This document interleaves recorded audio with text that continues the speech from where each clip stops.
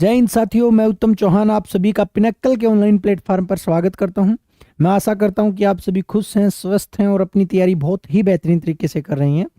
देखिएगा दोस्तों, आप सभी को पता है हम जो है 6500 प्लस टीसीएस एमसीक्यू की सीरीज कर रहे हैं, जिसके अंदर मैं आपको साइंस करवा रहा हूँ। ये हमारी जो बुक है एसएससी की, ये बहुत ही इंपॉर्टेंट है। 5th एडिशन इसका आया हुआ है। ये जो आपको दोनों मीडियम में मिल जाएगी, आप मार्केट से खरीद सकते हैं।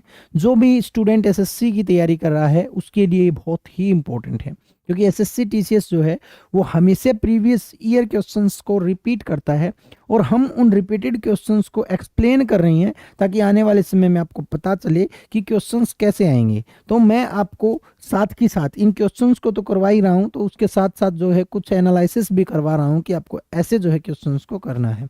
चलिएगा, स्टार्ट करते हैं आज के हमारे सेशन को। टीसीएस क्वेश्चंस का जो ये हमारा सेशन है, फिजिक्स का सेशन है। ये फिजिक्स हमारी चली हुई है, और फिजिक्स के अंदर जो है हम 8 क्लास कर चुके हैं। ये हमारी 9th क्लास है, 9वीं जो है ये हमारी क्लास है। स्टार्ट कर रहे हैं आज के हमारे पहले क्वेश्चन से। क्वेश्चन देखिएगा, इंपॉर्टेंट है और फैक्चुअल क्वेश्चन है, फैक्ट के रूप में ही आपको याद रखना है।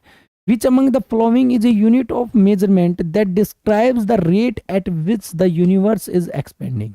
निम्नलिखित में से माप की कौन सी एक इकाई है जो ब्रह्मांड के विस्तार की दर को व्याख्यात करती है? बस आपको इतना ही याद रखना है कि यूनिवर्स इज एक्सपेंडिंग। यूनिवर्स के एक्सपेंडेशन की जो यूनिट है उसका नाम क्या है? तो उस यूनिट का नाम है हब्बल कांस्टेंट। क्या नाम है? हब्बल कांस्टेंट नाम है। आपको डायरेक्ट एज ए फैक्ट याद रखना है। हब्बल कांस्टेंट आपका यूनिवर्स इज एक्सपेंडिंग की जो है यूनिट है। ठीक है, तो ब्रह्मांड के विस्तार की दर की व्याख्या करने वाली जो यूनिट है वो हब्बल कांस्टेंट है। बस आपको इतना ही करना है, ज़्यादा आपको नहीं करना है। हब्बल कांस्टेंट क्या होता है, वैल्यू क्या होती है, ये सारी चीज़ें आपसे नहीं पूछी जाएंगी। नेक्स्ट क्वेश्चन को देखते हैं।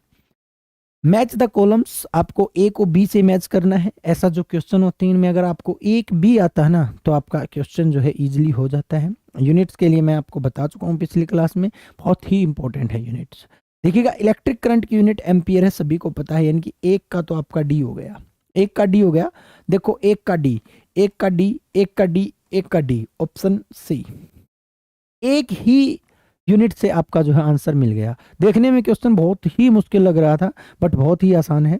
वैसे भी अगर आपको पता होगा, पोटेंशियल डिफरेंस की यूनिट जो होती है वो वोल्ट होती है, यानी कि वोल्ट दूसरे का हो जाएगा। कैपेसिटेंस की यूनिट जो होती है वो हेनरी होती है, और इंडक्टेंस की यूनिट जो होती है वो फैराडे होती है। सॉरी, इंडक्टेंस की यूनिट जो होती है वो हेनरी होती है, और यार, और कैपेसिटेंस की यूनिट जो है आपकी क्या होती है? फैराडे होती है। 3। ठीक है, तो इसका राइट आंसर जो होगा, एक का डी, दो का सी, तीन का बी, तीन का बी, और जो है आपका 4 का जो है वो ए होगा। ठीक है, तो C is the right answer. ये जो होगा इसका राइट आंसर होगा। तो मैं आपको बता रहा हूँ, ऐसे क्वेश्चंस में यूनिट एंड मेजरमेंट में बहुत ही आसान हो जाते हैं जब आपको कॉलम में क्वेश्चन दिया मिलता है। नेक्स्ट क्वेश्चन देखिएगा, सही को पहचानना है, करेक्ट स्टेटमेंट कौन सी है? Newton is unit of force. Newton जो है फोर्स की यूनिट है, बिल्कुल जी। न्यूटन ही जो है आपकी फोर्स की यूनिट है, ये बिल्कुल ठीक है। फोर्स की एसआई यूनिट जो है आपकी, एसआई यूनिट ऑफ फोर्स जो है वो आपकी न्यूटन ही है, बिल्कुल ठीक है। और जो फोर्स की सीजीएस यूनिट है, सीजीएस यूनिट जो है फोर्स की, वो आपकी डाइन है, बिल्कुल ठीक है। और जो आपकी फोर्स की एफपीएस यूनिट है वो आपकी पाउंड्स है। ये तीनों की तीनों यूनिट जो है आपको याद रखना है। एसआई यूनिट न्यूटन, एम के और एम के एस कौन हो जाएगी फिर? एम के एस कौन होगी? तो एम के एस यूनिट के ऊपर ही तो एसआई यूनिट बनी है, तो एम के एस यूनिट भी कौन हो जाएगी? ये भी आपकी न्यूटन हो जाएगी। ठीक है, तो आपको सभी यूनिट जो है मैंने आपको फोर्स की बता दी है। फोर्स की डेराइव्ड यूनिट भी होती है। फोर्स जो होता है वो मास इंटू एक्सेलरेशन होता है। फिजिक्स की माँ जो होती है वो फोर्स होता है, मास की किलोग्राम होती है, और एक्सेलरेशन की मीटर पर सेकंड स्क्वायर होती है। ये इसकी डेराइव्ड यूनिट होती है। डायमेंशनल फार्मूला, एम मास 1 है, लेंथ मीटर 1 है, टाइम सेकंड -2 है, यानी कि m1l1t-2 जो है ये इसका डायमेंशनल हो जाएगा। तो ये फोर्स के बारे में है। Newton is unit of power, नहीं भी। पावर की जो यूनिट है, पावर की यूनिट जो है वो वोल्ट है। पावर की यूनिट जो है वो क्या है? वोल्ट है। ठीक है, joule is unit of force, नहीं भी। जूल जो है आपके वर्क एंड एनर्जी की यूनिट है। मैं साथ के साथ आपको और भी क्वेश्चन बता रहा हूँ, देखते हुए चलिएगा। Joule is unit of power and, sorry, work and energy. तो आपको जो है सभी क्वेश्चंस का मे बी आंसर मिल गया होगा। नेक्स्ट क्वेश्चन देखते हैं, what is the unit of work done. Work done क्या होता है, सभी को पता है वर्क क्या होता है। और वर्क क्या होता है, अभी हम मानते हैं वर्क का, जब हम किसी चीज के ऊपर फोर्स लगाएं और उसमें डिस्प्लेसमेंट आ जाए, यानी कि एफ को डी कोस थीटा, यानी कि फोर्स इनटू डिस्प्लेसमेंट जो होता है वो आपका वर्क होता है। यानी कि बल गुना में विस्थापन, हिंदी में लिख रहा हूँ, बल गुना में विस्थापन जो होता है, विस्थापन जो होता है वो आपका फोर्स वो सॉरी वर्क होता है। वर्क पॉजिटिव भी हो सकता है, वर्क में पॉजिटिव, वर्क में नेगेटिव और वर्क में जीरो। अगर अगर वर्क फोर्स और डिस्प्लेसमेंट के बीच में एंगल थीटा 90 डिग्री है, थीटा अगर 90 डिग्री है तो आपका वर्क जो होगा वो जीरो होगा। अगर थीटा लेस देन 90 डिग्री है तो वो आपका नेगेटिव होगा, और थीटा ग्रेटर देन 90 डिग्री है तो आपका वर्क पॉजिटिव होगा। तो एंगल के ऊपर डिपेंड करता है कि वर्क पॉजिटिव होगा, नेगेटिव होगा या क्या होगा। वर्क की जो एसआई यूनिट जो होती है, वर्क की एसआई यूनिट जो होती है वो जूल होती है, और वर्क की सीजीएस यूनिट जो होती है वो अर्ग होती है। क्या होती है, अर्ग होती है। इसको आप याद रखिएगा, ठीक है। तो आपकी वर्क की जो यूनिट होती है वो जूल होती है। एम्पियर जो होती है वो इलेक्ट्रिक करंट की यूनिट होती है, इलेक्ट्रिक करंट की यूनिट जो होती है वो एम्पियर होती है। डेसिबल यानी कि डिब्बी जो होती है ये आपकी साउंड इंटेंसिटी की यूनिट होती है। साउंड इंटेंसिटी यानी कि लाउडनेस इंटेंसिटी, ध्वनि की तीव्रता, कितनी आवाज तेज है या मंदी है। और वाट जो होती है ये आपके पावर की यूनिट होती है। किसकी यूनिट होती है, पावर की यूनिट होती है। तो ये सभी चीजें आप याद रखिएगा। तो इसका राइट आंसर जो होगा 204 का डी होगा, joule. What is the unit of work done, is joule. Next को देखिएगा, distance covered by an object is dash to time, यानी कि वस्तु द्वारा तय गई दूरी समय की क्या कहलाती है। देखिएगा सबसे पहले तो डिस्टेंस कवर्ड बाय टाइम का मतलब है स्पीड। स्पीड जो होती है वो किसके बराबर होती है, स्पीड होती है डी बाई टी के। अब देखो यहाँ पर डिस्टेंस है तो क्या मैं लिख सकता हूँ एस इंटू में T is equal to D के, यानी कि आपकी डिस्टेंस जो होती है स्पीड इनटू टाइम होती है। यानी कि मैं ये कह सकता हूँ डिस्टेंस डायरेक्टली प्रोपोर्शनल होती है किसके, टाइम के। यानी कि अगर डिस्टेंस बढ़ेगी तो टाइम बढ़ेगा, डिस्टेंस घटेगी तो टाइम घटेगा। यानी कि ये डायरेक्टली प्रोपोर्शनल होती है, डायरेक्टली प्रोपोर्शनल होती है किसकी भी, आपके टाइम की। तो डिस्टेंस जो है वो डायरेक्टली प्रोपोर्शनल होती है टाइम की, लेकिन टाइम जो है इनवर्सली प्रोपोर्शनल होता है स्पीड के। इस चीज को आप याद रखिएगा। नेक्स्ट को चलते हैं, what is the numerical value of physical quantity. देखिएगा फिजिकल क्वांटिटी की कोई भी न्यूमेरिकल वैल्यू है, मान के चलो कुछ ना कुछ तो है, चाहे वो नेगेटिव में क्यों ना हो, माइनस में क्यों ना हो, लेकिन कुछ ना कुछ वैल्यू है। इसको हम बोलते हैं न्यूमेरिकल वैल्यू, तो उसको हम बोलते हैं मैग्नीट्यूड है। भाई किसी भी चीज का मैग्नीट्यूड होने का मतलब कोई वजूद है उसका। वजूद कब होगा, जब उसके पास कोई वैल्यू होगी, चाहे वो बिल्कुल छोटी क्यों ना हो, नेगेटिव में क्यों ना हो, लेकिन वैल्यू होनी चाहिए। तो इसको हम बोलते हैं न्यूमेरिकल वैल्यू। तो न्यूमेरिकल वैल्यू को हम बोलते हैं मैग्नीट्यूड। मैग्नीट्यूड का मतलब परिमाण, सिंपल शब्दों में कहूँ तो उसका कोई वजूद है, और उसका वजूद कब होगा, जब उसके पास कोई वैल्यू होगी, चाहे वो माइनस में क्यों ना हो, चाहे 10 की पावर -30 क्यों ना हो, कुछ भाई क्यों ना हो, कुछ तो वैल्यू हो न्यूमेरिकल, तो उसको हम क्या कहते हैं, उसको हम जो है मैग्नीट्यूड कहते हैं। ठीक है, डायरेक्शन, डिस्टेंस, रेफरेंस ये नहीं होगा, D is the right answer. Next है, what is the commercial unit of electrical energy. देखिएगा इलेक्ट्रिकल एनर्जी जो होती है उसकी यूनिट क्या होती है। हम इलेक्ट्रिसिटी को किस में मेजर करते हैं, तो इलेक्ट्रिसिटी को किलो वाट आवर में मेजर करते हैं। किसमें, kilo watt hour. Kilo watt hour यानी कि KWH के अंदर जो है हम इलेक्ट्रिकल एनर्जी को मेजर करते हैं। इलेक्ट्रिकल एनर्जी, देखिएगा एनर्जी की, इलेक्ट्रिकल एनर्जी की यूनिट किलो वाट आवर है। अब यहाँ पर सबसे बड़ा कंफ्यूजन ये होगा कि सर जी क्या ये पावर की यूनिट नहीं है, किलोवाट आवर, ये पावर की भी यूनिट है। अब देखो मैं आपको एक बात बताता हूँ, एनर्जी की यूनिट क्या है, एनर्जी की यूनिट तो जूल होती है सर जी, जूल होती है। तो यहाँ पर इलेक्ट्रिकल एनर्जी की यूनिट किलोवाट आवर कैसी हुई, वाट तो पावर की होती है, लेकिन इलेक्ट्रिकल पावर को हम इलेक्ट्रिकल एनर्जी बोलते हैं। ठीक है, इस चीज को आप याद रखिएगा। तो इसकी जो होगी वो किलोवाट आवर होगी। जैसे कि मैं 3 क्वेश्चन लिख रहा हूँ आपके लिए, जैसे आपसे क्वेश्चन पूछे पावर की यूनिट क्या है, सिंपल पावर की यूनिट, तो आप कहोगे कि सर जी सिंपल पावर की यूनिट जो है वो वाट है। ठीक है जी, अगर मैं कहूँ मशीन पावर की यूनिट क्या है, बड़ी पावर की यूनिट क्या है, कोई अच्छी पावर हो, मशीन पावर, जैसे कि कोई जेसीबी है, कोई ट्रैक्टर है, तो मशीन पावर जो है उसकी यूनिट क्या है, तो आप कहोगे सर जी हॉर्स पावर। हॉर्स पावर जो होता है, 1 HP जो होता है वो 746 वाट के बराबर होता है। बहुत ज़्यादा पावर को हम कहते हैं आपकी मशीनी पावर। तो ये होती है मशीन पावर। और एक होती है इलेक्ट्रिकल पावर, जिसको हम इलेक्ट्रिकल एनर्जी बोलते हैं। अब यहाँ पर कंफ्यूजन बनती है, इलेक्ट्रिकल पावर, इलेक्ट्रिकल पावर या इलेक्ट्रिकल एनर्जी की यूनिट जो होती है वो किलो वाट आवर होती है। बहुत सी बुक में ये मिलेगा आपको, ठीक है। लेकिन इलेक्ट्रिकल पावर कभी भी नहीं होती, वो इलेक्ट्रिकल एनर्जी होती है। और किलो वाट आवर जो है वो इलेक्ट्रिकल पावर की यूनिट नहीं होती है। बहुत सी बुक में ये डेटा आपको मिलेगा, ये गलत है। इलेक्ट्रिकल पावर की यूनिट किलोवाट आवर नहीं होती, इलेक्ट्रिकल एनर्जी की यूनिट किलोवाट आवर होती है। जर्नल साइंस में हम इन दोनों को सेम मानते हैं, लेकिन ये सेम नहीं होते हैं, ठीक है। तो इसका राइट आंसर जो होगा वो सी होगा। नेक्स्ट क्वेश्चन को देखिएगा, which of the following is a unit of distance. तो डिस्टेंस एक लेंथ है, लेंथ की यूनिट जो होती है वो मीटर होती है। वैसे तो डिस्टेंस जो है वो क्या है, लेंथ है। और लेंथ की जो एसआई यूनिट जो होती है वो क्या होती है, मीटर होती है। बट डिस्टेंस की जो है छोटी से लेकर बड़ी बड़ी यूनिट्स हैं। न्यूटन तो फोर्स की यूनिट है, न्यूटन किस किस की यूनिट है, फोर्स की यूनिट है एंड वेट की यूनिट है। ये बात आप याद रखिएगा, भार की यूनिट भी आपकी क्या है, वो भी न्यूटन ही है, ठीक है। वाट जो है वो पावर की यूनिट है। ऑप्शंस को नेगलेक्ट कर लो ना, नहीं पता तो आपको। जूल जो है आपकी किसकी है, वर्क एंड एनर्जी की यूनिट है, वर्क एंड एनर्जी की यूनिट है। एक ही ऑप्शन बच गया, आंसर मिल गया होगा, वो है लाइट ईयर। लाइट ईयर होता क्या है वो सुनिएगा। एक वर्ष में लाइट द्वारा तय की गई दूरी को हम लाइट ईयर कहते हैं। एक वर्ष में लाइट द्वारा, सनलाइट द्वारा तय की गई दूरी को हम लाइट ईयर कहते हैं, यानी कि लेंथ की यूनिट है लाइट ईयर।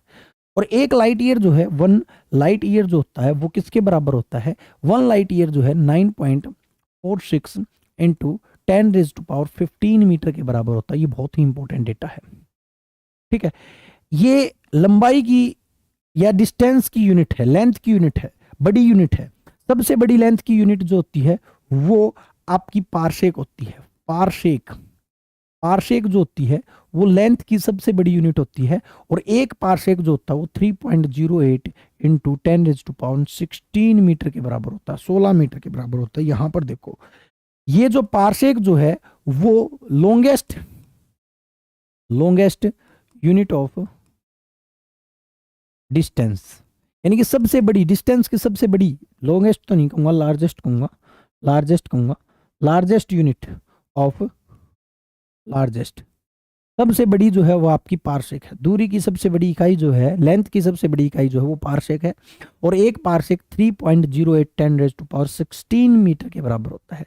लाइट ईयर दूसरे नंबर की है, सेकंड लार्जेस्ट यूनिट है। और तीसरे नंबर पर आता है आपका एस्ट्रोनॉमिकल यूनिट। दो ग्रहों के बीच में अगर आपको दूरी ज्ञात करनी है तो उसके लिए हम एस्ट्रोनॉमिकल यूनिट का प्रयोग करते हैं। और एस्ट्रोनॉमिकल यूनिट 1.496 इंटू 10⁻11 मीटर के बराबर होता है।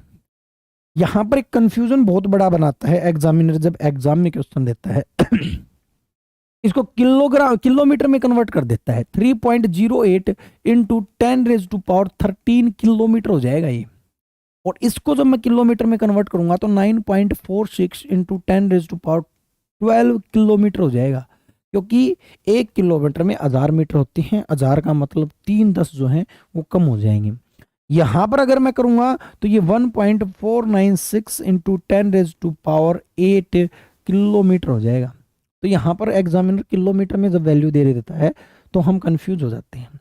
और ये तीनों की तीनों जो हैं, ये तीनों की तीनों यूनिट जो हैं, three large unit of length, length को या डिस्टेंस को, डिस्टेंस की या लेंथ की सबसे बड़ी यूनिट्स हैं ये, ठीक है। और लेंथ की सबसे छोटी यूनिट जो है हम 10⁻−15 को मानते हैं। और ये होता है फर्मी के बराबर। किसके बराबर होता है, 1 फर्मी। फर्मी जो होता है ये लेंथ की सबसे छोटी यूनिट मानी जाती है, लेकिन हालांकि इससे भी छोटी होती है। क्यों मानी जाती है, क्योंकि इसमें फर्मी के अंदर हम क्या मापते हैं, एटॉमिक न्यूक्लियर साइज को मापते हैं, न्यूक्लियस साइज को मापते हैं किससे भी, फर्मी के अंदर, ठीक है। तो इसको याद रखिएगा, 10⁻15 जो होती है ये स्मॉल यूनिट ऑफ लेंथ है। लेंथ की छोटी इकाई जो है वो आपकी 10 की पावर माइनस 15 है।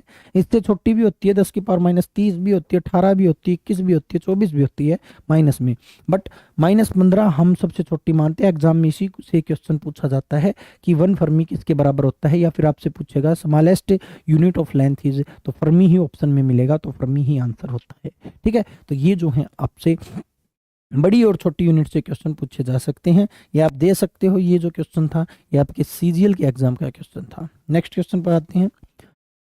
विच measuring instrument consist of metal triangular frame supported on 3 legs, 3 legs के ऊपर जो है स्पोर्टेड होता है, used to measure the radius of curvature of object. सबसे मेन चीज यही है, रेडियस ऑफ कर्वेचर ऑफ, यहां पर radius of curvature of object को मेजर करता है, such as length, crowd mirror and the which the spherical in shape. यानी कि स्फेरिकल चीजें जितनी भी होती हैं, स्फेरिकल का मतलब गोल, गोल चीजों की रेडियाई मापनी है, रेडियस ऑफ कर्वेचर, कर्वेचर होता है ये, इसको मापने के लिए हम जो है किसका प्रयोग करते हैं, तो भाई सिंपल सी बात है, स्फेरिकल चीज है तो स्फेरोमीटर का प्रयोग करेंगे। स्फेरिकल अगर चीज है तो हम स्फेरोमीटर का प्रयोग करेंगे, तो कुछ नहीं है, सिंपल है, ठोक दो answer, spherometer, spherometer is the right answer. ठीक है, विस्कोमीटर विस्कोसिटी को मेजर करता है, स्क्रू गेज, गेज जो होता है, स्क्रू गेज जो होता है वो आपके जो वायर जो होता है उसकी लेंथ को मेजर करता है, वायर की जो रेडियाई को मेजर करता है। ठीक है, स्क्रू गेज। नेक्स्ट पर चलिएगा। नेक्स्ट क्वेश्चन है आपके लिए, what is the defined value of K B in given equation, K B is equal to P V T B. तो के बी जो होता है ये किसके बराबर होता है, तो ये जो है आपकी 1.38 into 10 raise to power minus 23 joule पर केल्विन होता है। तो आपको जो है इसका आंसर या इसका फैक्ट के रूप में याद करना है, ज़्यादा इसके बारे में नहीं करना है, क्योंकि सीपीओ के एक एग्जाम में ये क्वेश्चन पूछ लिया गया था कि के बी जो है वो किसके बराबर होता है, किसके फॉर्म में, K B is equal to P U by T N के फॉर्म में, ये स्मॉल यूनिट्स हैं, इनकी फॉर्म में जो है आपका के बी जो है वो 1.38 into 10 raise to power minus 23 joule के बराबर होता है। ठीक है, तो इसका राइट आंसर ए होगा। नेक्स्ट को देखिएगा, which of the following option is correctly matched, कौन सा जो है करेक्ट मैच है, देखिएगा। यूनिट ऑफ फोर्स, फोर्स की यूनिट जूल है, नहीं यार, जूल तो यूनिट वर्क की है, गलत है ये तो। हॉर्स पावर यूनिट तो पावर की है, हॉर्स पावर तो पावर की है। टोर जो है ये प्रेशर की है, ये प्रेशर की यूनिट होती है, बार, टोर एंड पास्कल ये प्रेशर की यूनिट होती है। ये तो गलत हो गया भाई, ये तो गलत हो गया भाई। चलिएगा, वर्क डन, वर्क की यूनिट न्यूटन, न्यूटन तो फोर्स की यूनिट है, मैं लिख रहा हूं। प्रेशर की पास्कल है, बार एटमॉस्फेरिक प्रेशर की है, तो ये भी प्रेशर की हो गई। Unit of pressure pascal, bar and torr, ये बिल्कुल ठीक है। पास्कल जो है एसआई यूनिट ऑफ प्रेशर है, बार जो है एटमॉस्फेरिक प्रेशर की यूनिट है, और जो टोर जो है वो सीजीएस यूनिट ऑफ प्रेशर है। ठीक है, तो ये जो है आपका बिल्कुल ठीक है, ये नोट कर लीजिएगा, इंपॉर्टेंट है। मैं सभी यूनिट्स को आगे ऊपर लिख रहा हूं, देखिएगा। पास्कल जो है वो प्रेशर की एसआई यूनिट है, बार जो है एटमॉस्फेरिक प्रेशर की यूनिट है, और टोर जो है वो सीजीएस यूनिट ऑफ प्रेशर है। यूनिट ऑफ वॉल्यूम, वॉल्यूम की यूनिट गलत है, यहाँ पर किलोग्राम जो है ये आपकी किसकी भी मास की यूनिट है, ग्राम भी मास की है, लेंथ की यूनिट मीटर है, तो यहाँ पर ये भी गलत है। ठीक है, तो वॉल्यूम की यूनिट भी जो है आपकी गलत हो जाएगी। वॉल्यूम की यूनिट जो होती है वो मीटर की क्यूब होती है, मीटर की क्यूब होती है, आपको ये याद रखना है, ये सारी की सारी वैल्यूज याद रखनी है, तो C is the right answer. Next question को देखिएगा, फिजिक्स में steradian is a unit of, steradian जो है किसकी यूनिट है, तो हमें पता है दो टाइप के एंगल होते हैं, एक तो प्लेन एंगल है, जैसे कि ये एंगल है 60 डिग्री का। ठीक है, कितने डिग्री का हो, 60 का मान लो, मैं 60 का मान लेता हूँ, ये 60 डिग्री का एंगल है, तो ये 60 डिग्री का एंगल है, तो ये प्लेन एंगल कहलाता है, क्या कहलाता है, प्लेन एंगल, प्लेन एंगल। और प्लेन एंगल की यूनिट जो होती है वो रेडियन होती है, क्या होती है, रेडियन होती है। रेडियन जो होती है आर्क बाय रेडियस होती है, रेडियन होती है, तो रेडियन जो होती है वो किसके बराबर, प्लेन एंगल की यूनिट है। स्टेरेडियन एक होता है ठोस एंगल, जैसे मान के चलो एक तरबूज है, तरबूज को मैं ऐसे काट देता हूँ इस एंगल पर, इसको मैं बोलता हूँ सॉलिड एंगल, क्या बोलता हूँ, सॉलिड एंगल। और सॉलिड एंगल की जो यूनिट होती है उसको हम बोलते हैं स्टेरेडियन, स्टेरेडियन। स्टेरेडियन जो है वो किसकी यूनिट है, सॉलिड एंगल की यूनिट है, तो सॉलिड एंगल की यूनिट जो है स्टेरेडियन है, तो solid angle is the right answer. ठीक है भाई। तो इसका राइट आंसर जो होगा वो सॉलिड एंगल होगा। लेंथ की यूनिट जो है वो मीटर है, द्रव्यमान की यूनिट जो है वो क्या है, किलोग्राम है। इनको भी आप याद रखिएगा। तो रेडियन जो है आपकी सॉलिड एंगल की यूनिट है। नेक्स्ट देखिएगा, 1 astronomical unit and 1 pascal unit of. तो ये लेंथ की यूनिट है, हम कर चुके हैं, दोनों के दोनों यूनिट को हम कर चुके हैं। करंट की एम्पियर यूनिट होती है, करंट की यूनिट क्या होती है, एम्पियर होती है। मास की यूनिट किलोग्राम होती है। वॉल्यूम की यूनिट जो होती है मीटर की क्यूब होती है। ये हम यूनिट कर चुके हैं। एस्ट्रोनॉमिकल यूनिट क्या होती है, एयू होती है। किन्हीं भी दो ग्रहों के बीच की दूरी को ज्ञात करना तो एस्ट्रोनॉमिकल यूनिट का प्रयोग हम करते हैं। 1.496 इंटू 10⁻11 मीटर जो होता है इसके बराबर होता है। पारसेक जो होती है वो सबसे बड़ी इकाई होती है, सबसे बड़ी इकाई होती है दूरी की, सबसे बड़ी दूरी की इकाई है ये, दूरी की इकाई है ये, की इकाई है ये। इसकी वैल्यू बहुत इंपॉर्टेंट है, याद रखनी है। 9.46 इंटू 10⁻16 मीटर एग्जाम में पूछ ली जाती है ये, ठीक है। ये वैल्यूज जो है आपसे पूछ ली जाती हैं, तो सी जो होगा इसका राइट आंसर होगा। नेक्स्ट क्वेश्चन को देखिएगा, how is the voltmeter connected across the points between which of the potential difference is to be measured. जिन बिंदुओं के बीच विभवांतर को मापा जाता है, जाना होता है, वोल्ट मीटर उन बिंदुओं से कैसे जुड़ा होता है। तो उन देखिएगा, वोल्ट मीटर की अगर मैं बात करूं ना, तो वोल्ट मीटर आपका पैरेलल में जुड़ा होता है। वोल्ट मीटर जो होता है वो आपका पैरेलल में जुड़ा होता है, तो इसका राइट आंसर जो होगा वो पैरेलल होगा। पैरेलल का मतलब ऐसे, पैरेलल में जो है जुड़ा होता है आपका कौन भी वोल्ट मीटर, तो पैरेलल में वोल्ट मीटर जुड़ा होता है। नेक्स्ट को देखिएगा, which of the following is physical quantity for expression arc by radius. Arc by radius मैं शायद अभी अभी बताया था, नहीं बताया था तो लिख लीजिएगा। आर्क बाई रेडियस जो होता है वो रेडियन के बराबर होता है, रेडियन प्लेन एंगल होता है। तो रेडियन किसके बराबर होता है, आर्क बाई रेडियस जो होता है, आर्क बाई रेडियस जो होता है वो रेडियन होता है, और रेडियन जो है आपका प्लेन एंगल होता है। इसका राइट आंसर प्लेन एंगल होगा। लीनियर मोमेंटम या मोमेंटम जो होता है मास इंटू वेलोसिटी होती है, मास इंटू वेलोसिटी, यानी कि किलोग्राम मीटर पर सेकंड जो है इसकी यूनिट होती है। इधर वेलोसिटी जो होती है, वेग जो होती है, वो मीटर पर सेकंड इनवर्स होती है, इसको याद रखिएगा। सरफेस टेंशन जो होता है फोर्स अपॉन लेंथ होती है, ये फोर्स अपॉन लेंथ जो होती है वो आपकी सरफेस टेंशन होती है। न्यूटन बाई मीटर जो होती है इसकी यूनिट होती है, न्यूटन पर मीटर होती है, इसको याद रखिएगा। तो ये जो है इनकी यूनिट्स हैं, यूनिट्स को आपको जरूर याद रखना है, सभी की यूनिट्स को, ठीक है। सरफेस टेंशन, किसी भी लिक्विड के सरफेस पर जो टेंशन पाया जाता है, जो कोहेसिव फोर्स की वजह से जो बंधन पाया जाता है, जो मलाई पाई जाती है, उसको हम सरफेस टेंशन कहते हैं। तो ये इंपॉर्टेंट है सारे के सारे, तो आपका राइट आंसर डी होगा। नेक्स्ट को देखिएगा, which among the following instruments is use to measure either direct and alternating electric current. Measure करने के लिए कहा भाई, मेजर अमीटर करता है लेकिन चेक गैल्वेनोमीटर करता है या नहीं है, प्रेजेंस को बताता है गैल्वेनोमीटर। तो आपका इसका राइट आंसर जो होगा वो अमीटर होगा, ठीक है भाई। वाट मीटर जो है वो पावर को मेजर करेगा, ठीक है। हाइग्रोमीटर जो है वो ह्यूमिडिटी को मेजर करेगा, ह्यूमिडिटी को मेजर करेगा। पायरोमीटर जो है वो रेडिएशन यानी कि सोलर एनर्जी को मेजर करेगा। तो इसका राइट आंसर जो होगा वो अमीटर होगा। कंफ्यूजन गैल्वेनोमीटर और अमीनोमीटर में होती है।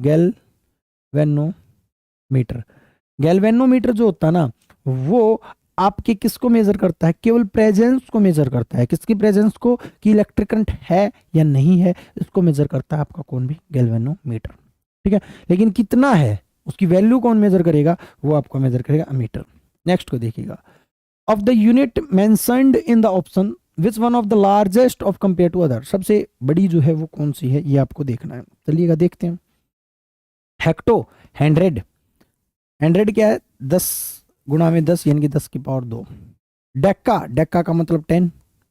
चलिएगा, टेरा और गिग्गा,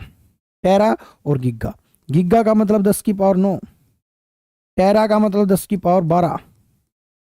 तो यहाँ पर आप देख सकते हो सबसे बड़ी यूनिट कौन सी है, तो यहाँ पर ये यूनिट्स हैं। तो टेरा जो है सबसे बड़ी यूनिट होगी, टेरा जो होगी वो सबसे बड़ी यूनिट होगी, ठीक है। तो C is the right answer. Next पर चलते हैं। What is the unit of measure of wavelength of light. किसी भी लाइट की जो वेवलेंथ है वो किससे मेजर की जाती है। अब देखिएगा, वेवलेंथ बहुत ही छोटी होती है। सबसे पहले तो ऑप्शंस को नेगलेक्ट करो। फैराडे कंडक्टेंस की यूनिट है, लिखो यहाँ पर डक्टेंस यूनिट है। कैंडला लुमिनेस इंटेंसिटी की यूनिट है, लाइट इंटेंसिटी की है। डाइन फोर्स की सीजीएस यूनिट है। ए की बच गई आंगस्ट्रॉम। आंगस्ट्रॉम जिसको हम ए के ऊपर ऐसे आंगस्ट्रॉम लिखते हैं, आंगस्ट्रॉम जो होता है वो बराबर होता है 10 की पावर माइनस 10 के, 10 की पावर माइनस 10 के आंगस्ट्रॉम के बराबर होता है। आंगस्ट्रॉम से में एटम को मेजर किया जाता है, यानी कि एटम का साइज इतना ही होता है। साइज ऑफ एटम जो होता है वो आंगस्ट्रॉम ही होता है, साइज ऑफ एटम। एटम जो होता है वो 10 की पावर माइनस 10 मीटर का ही होता है, इतना ही होता है। ठीक है, तो किसी भी वेवलेंथ को हम किस में मेजर करते हैं, आंगस्ट्रॉम में मेजर करते हैं। जैसे कि सबसे ज्यादा वेवलेंथ किस कलर की होती है, तो रेड कलर की वेवलेंथ सबसे ज्यादा होती है। कितनी होती है, 7100 मीटर, सॉरी 7100 आंगस्ट्रॉम। ये क्वेश्चन से बहुत ज्यादा पूछा जाता है। ठीक है, तो आपकी जो वेवलेंथ जो होती है, वेव की लेंथ, वेवलेंथ क्या होती है मैं बता चुका हूं। ये दो क्रेस्ट के बीच की दूरी जो होती है इसको हम वेवलेंथ बोलते हैं। तो इसको जो हम मेजर करते हैं वेवलेंथ को, तो लाइट वेवलेंथ को मेजर करते हैं तो आंगस्ट्रॉम में मेजर करते हैं। वैसे अगर इसकी क्वेश्चन पूछता है कि unit SI unit of wavelength क्या है, किसी भी वेव की, साउंड वेव की एसआई यूनिट जो है वो क्या है, तो वो मीटर होती है। ठीक है, तो वैसे इसको वेवलेंथ को, किसकी, लाइट वेवलेंथ को, क्योंकि लाइट की वेवलेंथ जो होती है वो बहुत ही छोटी होती है, तो इसलिए हम आंगस्ट्रॉम के अंदर मेजर करते हैं। नेक्स्ट देखिएगा, which of the following has the same dimension as the linear momentum. सबसे पहले तो आप लीनियर मोमेंटम का डायमेंशन निकालो। मोमेंटम क्या है, मैं आपको डायमेंशनल के बारे में बता देता हूं। अगर आपको किसी चीज की डेफिनेशन नहीं पता है तो आप डायमेंशन नहीं निकाल पाओगे। अगर आपको डेराइव्ड यूनिट नहीं निकालनी आती है तो आप डायमेंशन नहीं निकाल पाओगे। ये चीज आपको सीखनी पड़ेगी। ठीक है, तो मैं वैसे तो आपकी जो थ्योरी की जो हमारी बुक है, थ्योरी की बुक है, उसका सॉल्यूशन जब मैंने करवाया था उसमें पूरा एक्सप्लेन कर रखा साइंस को। वैसे फिर भी मोमेंटम मैं बता देता हूँ। मोमेंटम होता है मास इंटू वेलोसिटी। मास क्या होता है, मास को हम किलोग्राम में मेजर करते हैं और वेलोसिटी को मीटर पर सेकंड में मेजर करते हैं। तो इसका जो डायमेंशनल फार्मूला बनेगा वो बनेगा MLT, ML और T। मास किलोग्राम में 1, लेंथ भी 1 और टाइम कितनी, -1। तो ये डायमेंशनल फार्मूला मोमेंटम का। अब यहां पर निकालो सभी का डायमेंशनल फार्मूला। पहले निकालो इंपल्स का फार्मूला। इंपल्स क्या होता है, इंपल्स होता है short time force, force into में टाइम, फोर्स इनटू में टाइम। फोर्स की यूनिट क्या होती है, न्यूटन, न्यूटन, या फिर फोर्स जो होता है वो kilogram, kilogram metre second inverse होता है, सेकंड इनवर्स। ठीक है, इनटू में टाइम हो गया तो एक एक मिनट रुकिएगा। ये जो है आपका जो फोर्स होता है मास इंटू एक्सेलरेशन होता है मीटर पर सेकंड। ठीक है भाई, बाई इधर जब मैं करूंगा इसको kilogram metre second inverse into में सेकंड एक और कर दूंगा, एक और सेकंड जो है इसको मैं कर दूंगा, गलत तो नहीं कर दिया, मोमेंटम मास इंटू एक्स। तो इसका जो होगा क्या आएगा, किलोग्राम मीटर सेकंड की क्यूब आएगा, यानी कि M1 L1 T माइनस जो है 3 आएगा। T माइनस 3 जो होगा वो किसकी यूनिट, इंपल्स की। भाई एक मिनट रुकिएगा, इनटू में भाई सेकंड, इनटू में सेकंड। ठीक है, सेकंड टाइम जो है वो इनटू में होगा, इनटू में, इनटू में होगा तो ये सेकंड जो है टाइम का सेकंड इधर, इस सेकंड से ये सेकंड गया तो किलोग्राम मीटर, ये सेकंड ऊपर आएगा तो सेकंड इनवर्स। जब इसको डायमेंशनल में करूंगा तो M1 L1 T माइनस 1, यानी कि इंपल्स का डायमेंशन जो है वो किसके बराबर है, देखो वो जो है मोमेंटम के बराबर है। मोमेंटम और इंपल्स का डायमेंशन सेम होता है, तो इसका राइट आंसर जो होगा वो इंपल्स होगा। एनर्जी और वर्क सेम होते हैं, एनर्जी और वर्क सेम होते हैं, यानी कि फोर्स इनटू डिस्प्लेसमेंट होती है। फोर्स कितना, फोर्स की यूनिट ये है kilogram metre, metre second inverse square into में डिस्प्लेसमेंट मीटर, यानी कि इसकी यूनिट क्या हो जाएगी, kilogram metre square second inverse square. तो डायमेंशन बन जाएगा M1 L2 T माइनस 2 जो होगा वो डायमेंशन बन जाएगा, यानी कि आपके वर्क एंड एनर्जी का। तो आपको डायमेंशन निकालना आना चाहिए। अगर आपको किसी चीज़ की यूनिट नहीं पता है, अगर आपको डायमेंशन नहीं निकालना आता है तो आप नहीं कर पाओगे। ठीक है, तो आप नहीं कर पाओगे, इसको आपको सीखना पड़ेगा, प्रैक्टिस करनी पड़ेगी। नेक्स्ट को देखिएगा, electron volt is unit of. Electron volt जो है किसकी यूनिट है, करंट की। अब देखो वहीं पर क्वेश्चन बनता है। अब वोल्ट को देखकर आधे से ज्यादा स्टूडेंट क्या सोचते हैं कि वोल्ट जो है या तो आपके पोटेंशियल डिफरेंस की तरफ जाएंगे या आपकी पावर के पास जाएंगे। भाई पोटेंशियल डिफरेंस की यूनिट वोल्ट होती है, ये आपको याद रखना है, और पावर की यूनिट जो होती है वो वाट होती है, ना कि वोल्ट होती है। ठीक है, इन दो क्वेश्चंस को आप याद रखिएगा। लेकिन यहाँ पर इलेक्ट्रॉन मीटर पूछी गई है। आपकी इधर करंट की यूनिट जो होती है वो एम्पियर होती है। अगर ऑप्शंस को नेगलेक्ट करना चाहें तो ये ऑप्शन नेगलेक्ट हो जाता है और ये आपकी क्या बन गई भाई, एनर्जी की यूनिट बन जाती है। अब आप कहोगे सर जी एनर्जी की यूनिट तो जूल होती है, आप तो गलत हो गए यहाँ पर।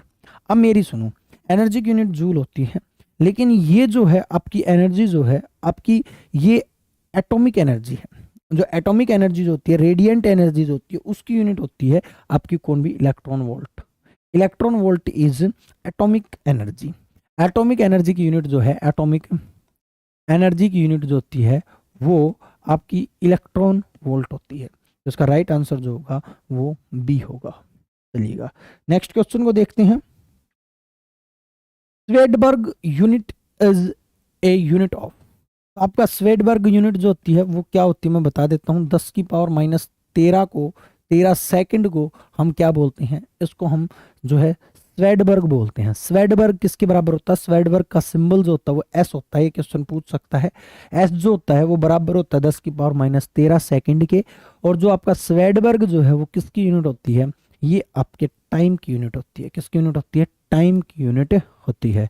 दोबारा बता रहा हूं मैं आपको, स्वेडबर्ग 10⁻13 सेकंड, स्वेडबर्ग एस में को से डिनोट करते हैं। 3 क्वेश्चन बनते हैं स्वेडबर्ग से। नेक्स्ट क्वेश्चन पर चलते हैं। हाउ मेनी माइक्रोन्स, माइक्रोन्स में मीटर कितने होते हैं, माइक्रोन्स जो होता है वो 10⁻6 के बराबर होता है। 10⁻6 यानी कि 6, 3 और 3 6। तो इसका राइट आंसर जो होगा वो क्या होगा, सी होगा। ठीक है, तो सी जो होगा वो माइक्रोन्स के बराबर होगा। माइक्रोन्स 10⁻6 होती हैं।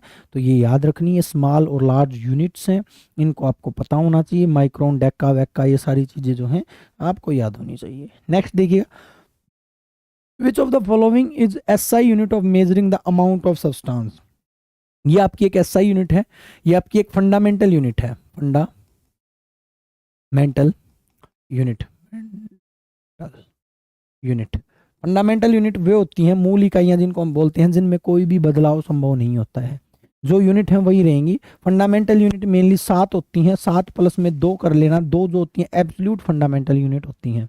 ठीक है, फंडामेंटल यूनिट में कौन कौन सी होती हैं, मास, लेंथ और टाइम। 3 तो ये जिनको हम मेन फंडामेंटल यूनिट बोलते हैं, और इन्हीं के ऊपर सारी यूनिट बनती हैं। मास को किलोग्राम में, लेंथ को सेकंड में, और लेंथ को मीटर में, और टाइम को सेकंड में मेजर करते हैं। मीटर में और टाइम को सेकंड में मेजर करते हैं। ये 3 मेन फंडामेंटल यूनिट होती हैं, इनकी मुख्य फंडामेंटल यूनिट होती हैं। मेन फंडामेंटल यूनिट होती हैं कौन भी, मास, लेंथ और टाइम, मेन फंडामेंटल यूनिट होती हैं। ठीक है, उसके बाद 4 यूनिट और होती हैं। कौन कौन सी, इलेक्ट्रिक करंट, इलेक्ट्रिक करंट जिसको हम एम्पियर में मेजर करते हैं, एम्पियर के अंदर मेजर करते हैं।